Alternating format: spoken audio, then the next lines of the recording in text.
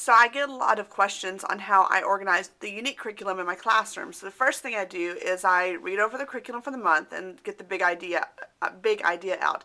Now the month of December is a little different because it's more of a supplemental curriculum, but I still am using stuff from last month's to finish up this month as the holidays are around.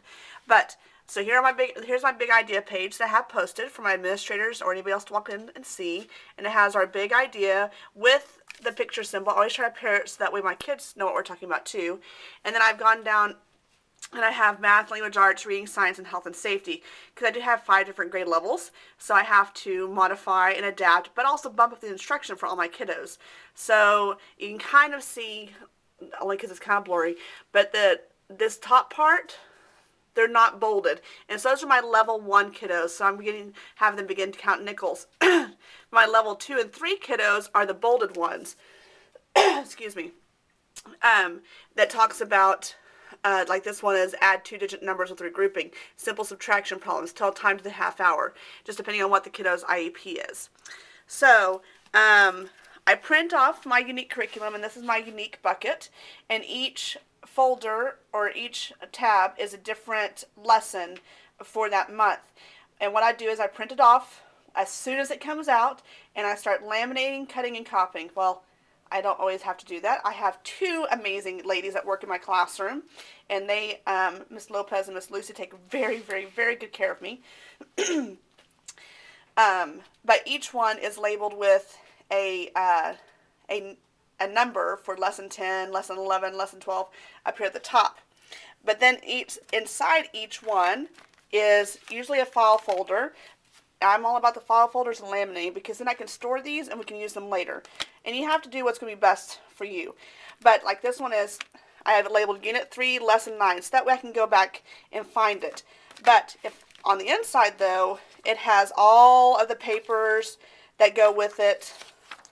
Nothing like lamination and a vis-a-vis marker, but also the directions on how to differentiate the instruction. Now there are a lot of little pieces when I make these games. This is blurry, but on the back it says Unit 3, Lesson 9. I label all the pieces so that way when a piece goes missing, I can try to find out where it came from. I love that they have the vocabulary every month. So this is one of my stations that I have, and I just print off and laminate the words of the month, and then the kids can come over and alphabetize it. And at the end of the month, actually, we take these words and we put them into our word workbook. But we also use News to You weekly also. But that's just a quick way on how I organize my unique curriculum. But I also wanted to show you, though, too, I had to find my lesson plan book. It's Sunday, work in the classroom, excuse the mess.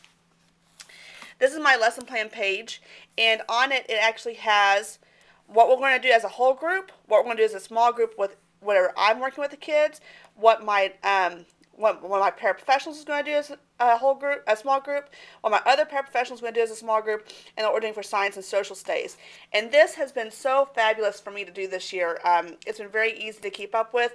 And then 2, I've even got leveled out. So if I have an activity that's a little bit tougher, I have it leveled out what the level 1 kiddos are going to, it should look like for a level 1 student, and then what it should look like for level 2 and 3 student.